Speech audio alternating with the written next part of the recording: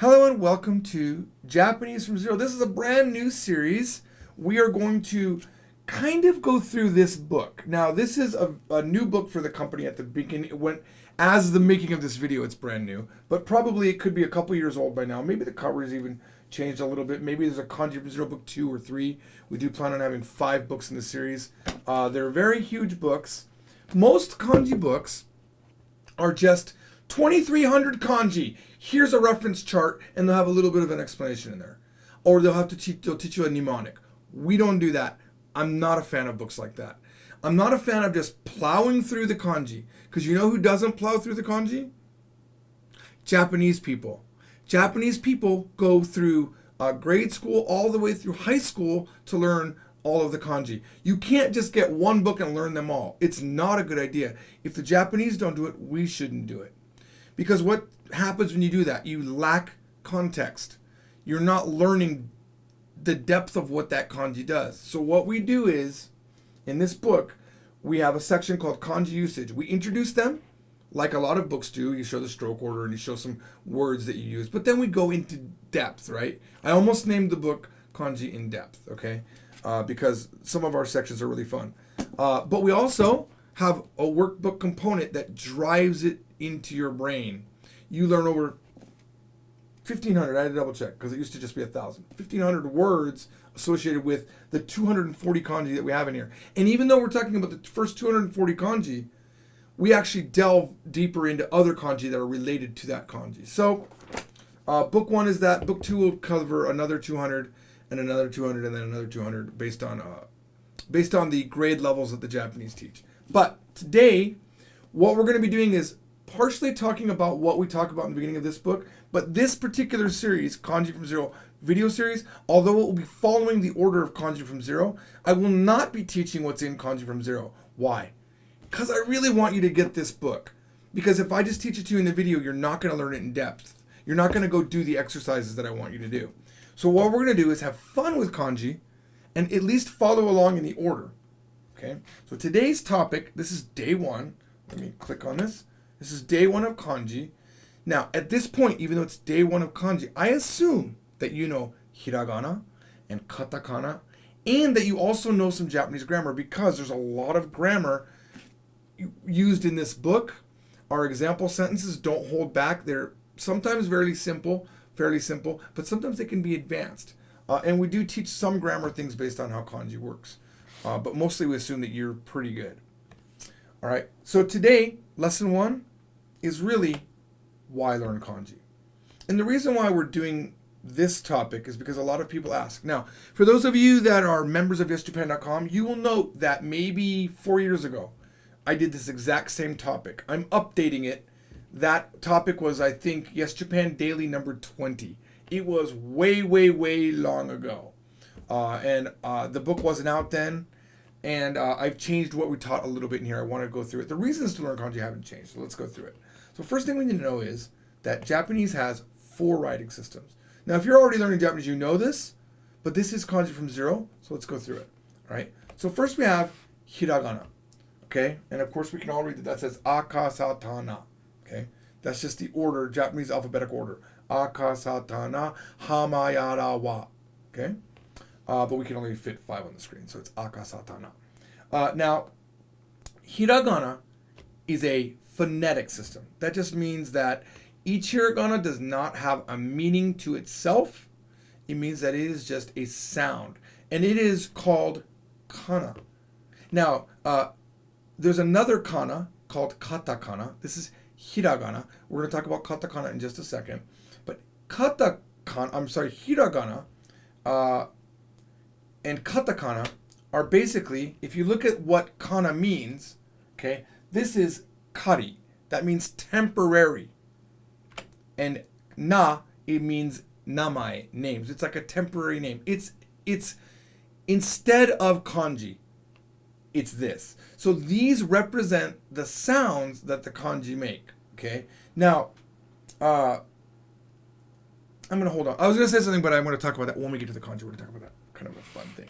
So, katakana, also again, oops, didn't show it up, sorry. Akasatana. Now, katakana, I learned today, I did actually not know this, used to be written, I think it came out maybe before hiragana. I didn't realize this. Okay? It now is only written, I knew this of course, it's now only written for basically gairaigo, which means outside came words or borrowed words. Like your name, country names, Kohi, America, Georgie, Pokemon. Now Pokemon, which means pocket monster, right? Pocket monster. That word is a made-up word, Pokemon. Now you know. You might have already known that. But it is also going to be written in katakana because it's a foreign origin word. Now, what I had learned today was that this didn't, this actually used to, I think it might be older than hiragana. I think it might be older than hiragana. I'd have to double check. But I always assumed that it came later. But it was used to write things that weren't written in katakana or weren't written in kanji. And that always typically was gairaigo. All right? Now, some of you are saying there's not 4 systems. There's only hiragana, katakana, and kanji. But Japanese also learn romaji. Okay? There's almost no Japanese today that know romaji, that don't know romaji. Okay? Those that don't know romaji, by the way, I've met a few. They're typically older people, and they don't call it romaji. They call it yokomoji. Yokomoji is the old way of saying words that go across, right? They don't go up and down like Japanese used to always do, up, down. Well, even now Japanese goes left to right, just like ours does, except for magazines and newspapers and some advertisements will still do it. It's still a very stylish thing to go up and down, and they still do it. And they still write fancy letters that way. But your Japanese people writing you like if you have a girl that you know, she writes you a love note, very probably 100 times out of 100 is going to be written this way, okay? Just like we do in English. It's very common in Japan. After the war, they started doing it just like that. But the older people call English lettering yokomoji. I remember when I first heard it, I was like, what's yokomoji? The guy was like, yeah, washi na, yokomoji, amma wakannai nde na. I'm like, what the hell is yokomoji? It's romaji. It's English things. English things. All right? Let's talk a little bit about romaji. So romaji is the representation of Japanese sounds in the English lettering. But I want to give you a little bit of a warning here. This, for example, is tsu. It's TSU. But there are multiple styles of romaji. We use a certain style. I forget what it's called. I think it's like the Hepburn method, or back in the day, someone had to make up how these sounds are represented in English, and there was one guy did it one way and one guy did it another way, and one guy did it like this. That is also tsu, but you might see this, your Japanese friends, when they're typing to you, and if you don't know hiragana yet, they might write tu, but it is not tu, it's tsu. All right, so in our books, of course, we're going to use the one that makes more sense, the TSU sound. Same thing with chi. Chi is CHI, but you'll see it written as T. But that sound is never really represented in hiragana. Now, you can write T in katakana, but you can't write T in hiragana. That's chi. Okay? All right? Shi, that's how it should be. SHI, but you will see people write it as C. But please read it as shi. I would warn you that if you happen to be watching this video as a beginner learner, and you have a book that has romanization in it with 2TC, throw it away. It's not going to help you. It's going to ruin you. Right? Or immediately just stop using romaji and move right to Japanese. Move right to hiragana, because these sounds are not represented in... Tu and T and C don't really exist in Japanese, okay? All right, back to our writing systems. Here's the 4th one, and the whole reason that we are today is to talk about the Chinese characters, kanji. And by the way, this is also a, ka, sa, ta, na. These happen to be one way of reading each one of these. And these are the kanji that were used to make the hiragana. Hiragana was based off of the cursive way of writing kanji. Kind of cool, right? But where does kanji come from? Like, how did Japan invent it? No. Kanji is Chinese writing.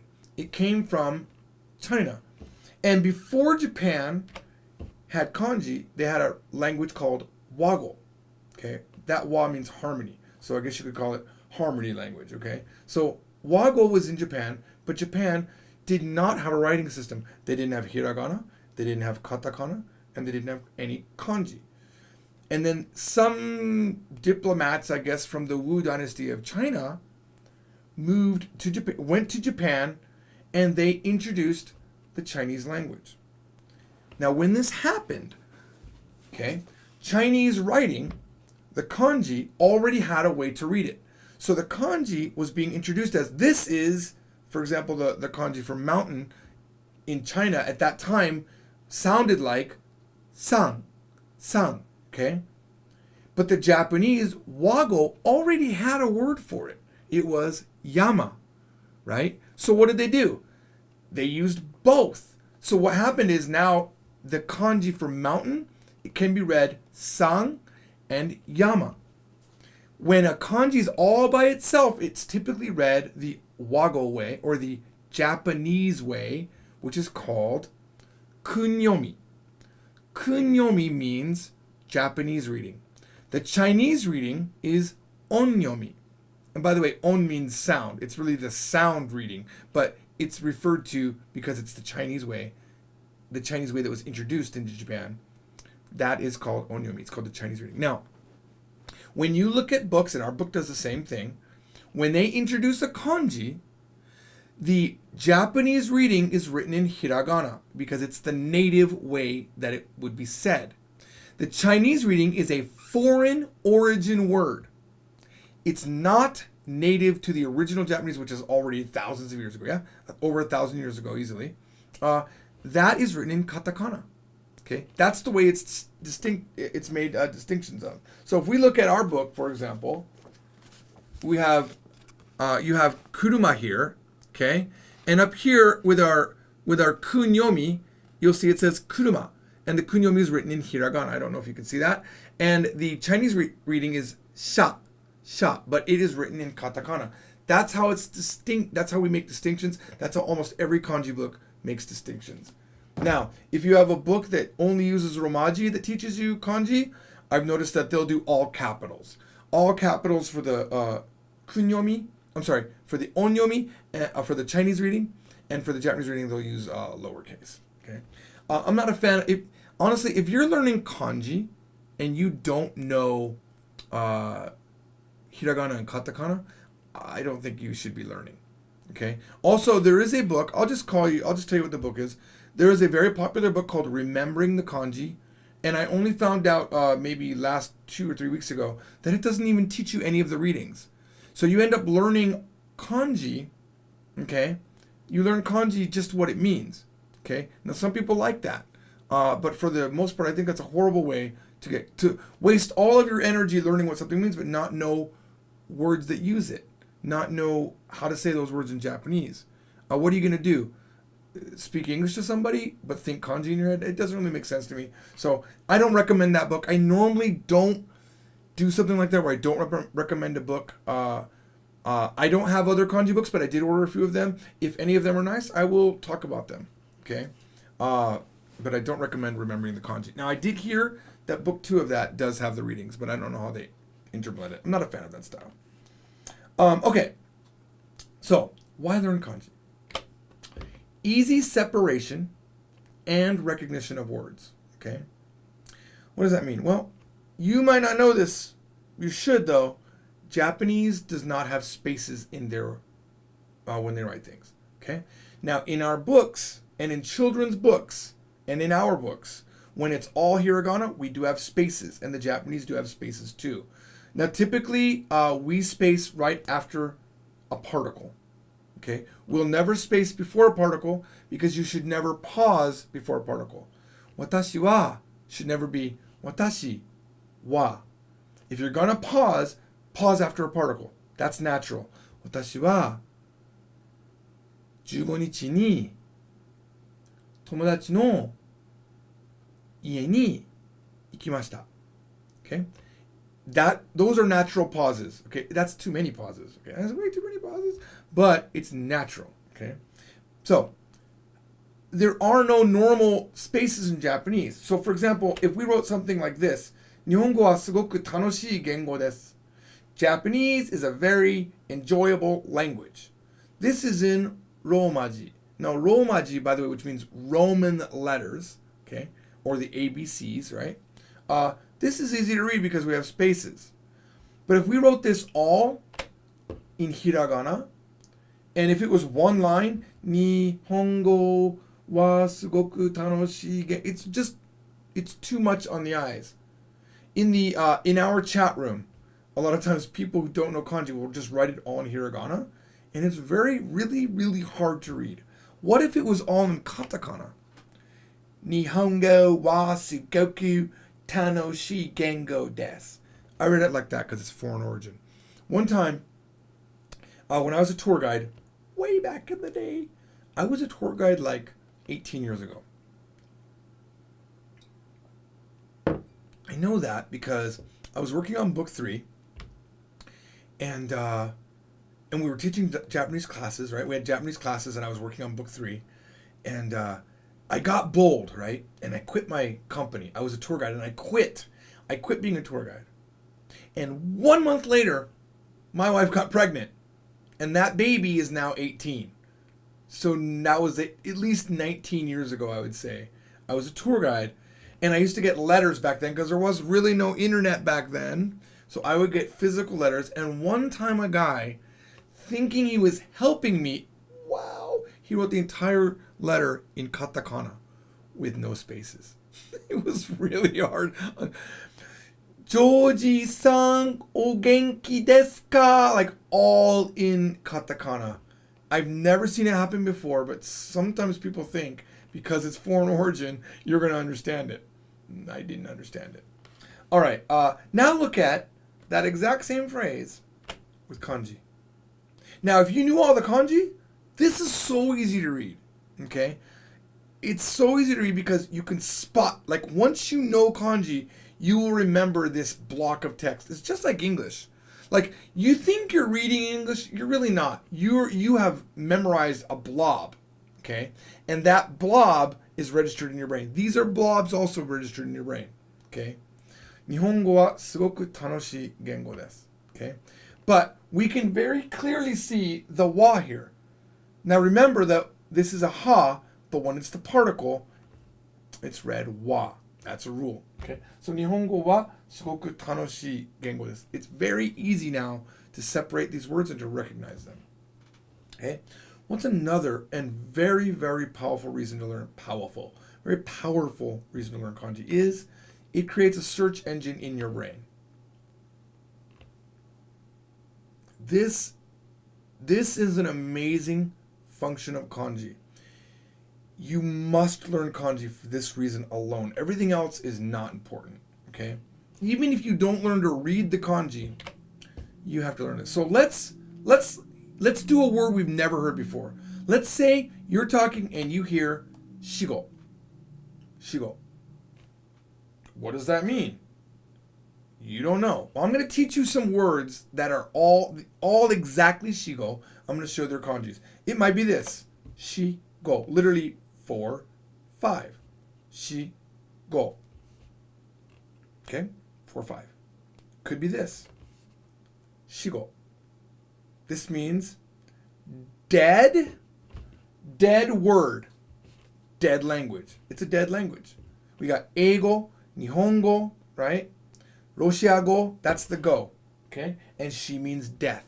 So, shigo can also mean death language. Or, sorry, a dead language, not death language, okay? What about this one? Shigo, exact same sound, right? But now we have death plus after. This means after death, right? After death. Shigo, all right? What about this? Oops, I went backwards. This is also shigo. But this shi means I or private. And this is talk, right? Or language, private language. It really means like talking privately, right? Or just talking alone, but amongst yourselves. It's not the official thing that we're talking about. It's private talk, right? Now, I saw in the dictionary this is listed as whisper, but I literally have never heard this as whisper. It could be, but I never knew that. So maybe it means whisper, okay? Now, all by itself, shigo, you don't know which one it is, right? This is where your database comes up. So you hear somebody saying something, and you hear this unknown word, shigo. But you know all these words, shigo, you just don't know which it is. Context is going to narrow it down, okay? So let's look at it. So I'm going to say this, okay? 4、5分だけ待ってください。4、5分だけ待ってください。4、5分. That gives it to me right there. 分 means minute. It would never be private talk or talking 分. That makes no sense. It wouldn't be dead language 分. That makes no sense, right? 4、5分 4 or 5 minutes. 4、5分だけ待ってください. Please wait just 4 or 5 minutes. Okay? So you could, if you heard shigo in that context, you'll know what it means. What about this one? ラテン語は死語です。ラテン語は死語です。Latin is a dead language. ラテン語は死語です。I mean, it might not be. If you're studying Latin, certainly you don't think that. My daughter Arisa is studying it. And I wasn't happy that she started studying it because I was like, what are you going to do? You can't watch YouTube videos on Latin and get good at it. But she's actually doing very well and she loves it. So you know what? So what if it's a dead language? But ラテン語は死語です. Like it would never mean ラテン語は 4 or 5. That makes no sense. One of the reasons I'm doing this too is to let you know that a lot of people get very frustrated when they learn kanji the wrong way. They go through and literally learn all the ways that it can be read and don't learn words with it, okay? If you don't learn words with kanji, just stop. Stop learning. You can't just learn the readings. Matter of fact, you really shouldn't even focus on the readings. You should focus on 5 or 6 words that use the kanji. Then not only are you learning kanji, you're also learning brand new words. I want to say something here. This guy on YouTube says, everyone should be aware of pitch accent when beginning to learn Japanese. Wrong. Don't worry about pitch accent. あなたはこういう風に喋っても全然大丈夫です. Even if you talk like that, it's not a problem. Japanese a, I, u, e, o sound is so distinct that even if you screw it up, it's not close enough to another sound. You're going to be okay. You can fix your accent later. Okay? Also, a common example that I like to give is the word nose is hana and flower is hana. And I don't even know which one goes up and down for the pitch. But guess what? In Tokyo, it's one way. In Kansai, it's another way. Don't worry about your pitch, or you will spend all this effort and not get good at Japanese. There are people that make tons of money and have bad Japanese accents, but they're still understood. There are famous people on Japanese TV that make probably hundreds of thousands of dollars, if not millions of dollars, and their Japanese is not excellent accent. Don't worry about it. It's part of the charm. It's just like, when you meet a Japanese person and he sounds like this, it's okay because you still understand his English. Do you understand? You don't worry about it. You can improve it over time. A, I, U, E, O. Not too hard, but do not worry about pitch. I'm sorry to call you out like that. Sorry to call you out like that. But this is why I hate YouTube comments, because people think they know what they're saying. And in my opinion, at least, they're wrong. They're just wrong. Because when I learned Korean, I'll tell you what, I did not worry about my accent. Is my accent good now? Yeah, it's pretty good. A lot of people that I speak to Korean to say, wow, you sound Korean. But when I first was speaking Korean, I sounded very Japanese because I was basing it on a Japanese accent. I couldn't tell the distincting, the vowel sounds, which are close in one thing, right? But now my Korean's better over time. Am I worried about my accent in Chinese? A little bit more. Why? Because Chinese actually is a language that has tones. It is important to go sh and wo. Those are important. Japanese, no, not important at all. You know why? Over time, you'll get better. The way you get better, and honestly, I'm not worried about Chinese either. I'm not worried about my Chinese because I know that over time, if I actually begin to get better at Chinese, I will be speaking more Chinese. And my bad accent will be corrected by usage. Because your brain hears things and it, like the way, like my daughters talk like I talk. They laugh mostly like I laugh. Why? Because they hear it all the time. So you will get better. I'm going to end it with just saying, take your time to learn words and grammar. And yes, it's important to sound right, but I don't want you to waste a lot of energy on it because it's a fool's errand. It really is so much work to make sound perfect in Japanese. Don't worry about it. Okay? All right. So, ラテン語は死語です. We've established, if we heard that, it couldn't be any of the other things that we know because of the context. So kanji is not so bad that it has a lot of kanji with the same readings. There's a lot of kanji with the reading shi and a lot of kanji with the reading go, but when they're combined together and you give yourself context, not going to be bad. All right, what about this? 死後は天国に行くと思う? 死後は天国に行くと思う? Or this way. 死後は天国に行くと思う? You still understood it, right? 死後は天国に行くと思う? Still understood. Japanese people will still understand you. Unless you're like really, really off. And it's not that easy to get that far off. Because that was pretty bad and they'll still understand you. 死後は天国に行くと思う? After death, do you think you're going to go to heaven? Do you think we go to heaven? Right? That could never mean dead language. It doesn't make any sense contextually. It could never mean 4-5 contextually. Same sound, right? What's this? 授業中に, I shouldn't have given it to you. I literally went too fast. But 授業中に死語をやめてください. This literally just means please stop talking or having private discussion during class. 授業中に, sorry, 死語をやめてください. Right? Unless there's a game called Shigo that I'm not aware of, you probably would be maybe able to figure this out contextually. All right. Now, what if we heard this? 死語はまずいよね. 死語はまずいよね. What is Shigo here? I mean, contextually, what is Shigo? For me, when I hear this, mazui, of course, means taste bad or not good. It's a kind of a food, probably, right? Contextually, it's a food.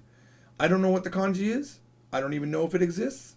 It doesn't, by the way, as far as I know. I'm sure someone could find a food called shigo that I'm not aware of. Okay, all right. Now let's give another example with this word here. Okay, sanshoku. Without kanji, we don't know what this means. There are a few words there are 3 solid words that I can give you that are all sanshoku. Contextually, this is the thing. If you learn a language without context, it's bad. Textbooks are kind of bad sometimes because there's not enough context, right? You want to have context. Without context, that's where you get frustrated. So if your friend said to you, what does sanshoku mean? Depends. What sentence is it in? Or what kanji does it use? Sanshoku. Sanshoku means 3 meals. Literally, 3 and food, right? 3 and eat. 3 eats. 3 meals, right? San and shokuji, right? Mitsu no shokuji. Sanshoku means 3 meals. Sanshoku. Sanshoku can mean 3 colors, because that's the kanji for color. Okay? Sanshoku. Now, I made this one up. This is not real. But in a movie, it could be possible. Sanshoku. Sanshoku. That is sun, by the way. Like the sun in the sky. And shoku means a type of work, right? So I'm doing a sun job right now. Whatever that means, we don't know. Sanshoku. Maybe you're playing Pokemon Sun, because there's sun and moon. I don't know. But theoretically, that's a possibility. But I just really wanted to show you shoku. Shoku. Okay? Because shoku, you got shoku, right? For the same reading, different kanji. All right? But here's a word. Sanshoku. Has nothing to do with food, by the way, even though we have this food-related kanji. Typically, when this kanji is in a word, it's food-related.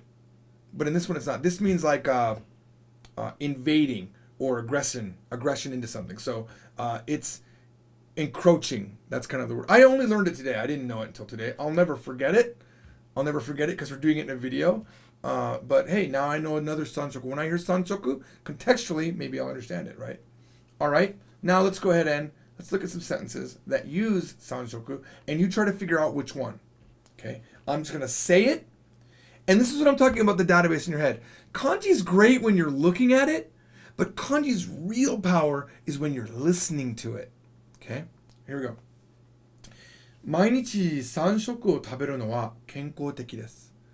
毎日3食食べるのが、3食を食べるのは健康的です。毎日3食。What does that mean? 毎日3食を食べるのは健康的です。Anyone want to guess in the live stream? Let's see if someone gets this. 毎日3食を食べるのが、or のは健康的です。I don't even need to know what it translates to. Just tell me what kanji or what English are we talking about? What sanshoku? Thank you. Correct. 3 meals. Because we're talking about eating. You don't eat 3 colors. You don't eat aggression. And you don't eat sun job. Whatever that word is. We don't know. Okay? 毎日3食を食べるのは健康的です。Eating 3 meals every day is healthy. Okay? Maybe that's not true. Maybe that's a myth. I don't know. Okay? この絵は3色だけで描きました。この絵は3色だけで描きました。Which one are we using there? Which 3色 there? この絵は There's a lot of hints, by the way. The verb can give you a hint. The thing that's in the wa can give you a hint. So, この絵は That alone you should know. この絵は3色だけで描きました。Exactly. Same guy got it right. He's a genius. 3 colors, right? この絵は3色だけで描きました。This picture or painting was drawn with only 3 colors. Okay? All right. Now here's a sentence. 明るい時にする仕事は3色と言います。明るい時にする仕事は3色と言います。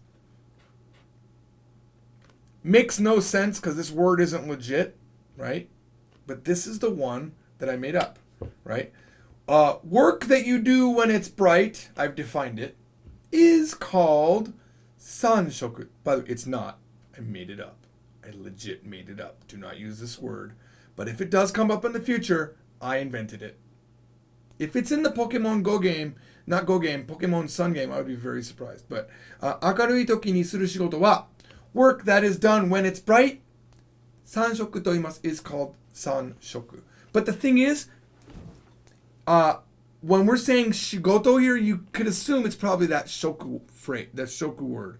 Because let's say there was when you do something suru shigoto, it's called blah blah, right? Shoku. But the shoku being there, it's got to be occupation or work word. All right, here we go. Last one. This is I actually took this sentence direct from the GOO dictionary. The GOO dictionary. Look it up. GOO dictionary. Another fine dictionary that's not like jisho.org. This is a dictionary for Japanese people to look up things. So if you put a word in there, you're going to get really complicated sentences, and you're going to get the Japanese explanation of what the word is. I highly recommend it. If you're at the level of learning kanji, you should probably start pulling away from using English-only dictionaries and start really using what Japanese use, because you really start expanding how you understand things. Because you stop understanding the English explanation and you start understanding the Japanese explanation. All right, so what is this? 日本商品がこの国の市場を散食し始めました。日本商品がこの国の市場を散食し始めた. They had it in informal form. Now that is a very complicated sentence. Anyone getting that sentence is pretty good at Japanese. There's a lot of advanced grammar in there. 日本商品がこの国の市場を散食し始めた。日本商品がこの国の市場を散食し始めた。Japanese products have begun encroaching on this country's marketplace. Okay. Now, would I immediately know that sanshoku meant encroaching here? No, it's too new of a word for me. I might not figure it out. Okay. But would I think it's 3 colors? No, because I have a database in my head. Would I know that it's 3 meals? Absolutely, it's not 3 meals, and I would know that. Would I know that this word that we just made up, sanshoku, is being used? I wouldn't think that at all. I wouldn't think any of those, right? So knowing sometimes other words will make you know it can't mean that. Okay? All right. Here's the third reason, and also a very important reason, why you should learn kanji. You can't get great at Japanese without it. You absolutely cannot get great. Because Japanese is based on this kanji. So much of their big words are based on kanji, on the what's called jukugo. Jukugo means compound words. And if you, a lot of things can be said without jukugo, but knowing the jukugo makes you sound intelligent. You know, knowing kanji is almost like having an English accent on your American English. All of a sudden you seem sophisticated. It's kind of like that sort of thing. All right, if you would like to learn more kanji, I normally don't do this, but I highly recommend my book. I'm not saying my book's bad. I'm just not a salesman. I'm like, oh, buy my book, buy my book. But Kanji from Zero just released this month, or last month now on Black Friday, and it is very exciting. I'm very, very proud of this book. And book 2, I'm hoping to release sometime in the beginning of next year. So I would like you to get through the 428 pages that this book offers before that book comes out. All right, I'll see you all next time on Japanese from Zero. Ta ne.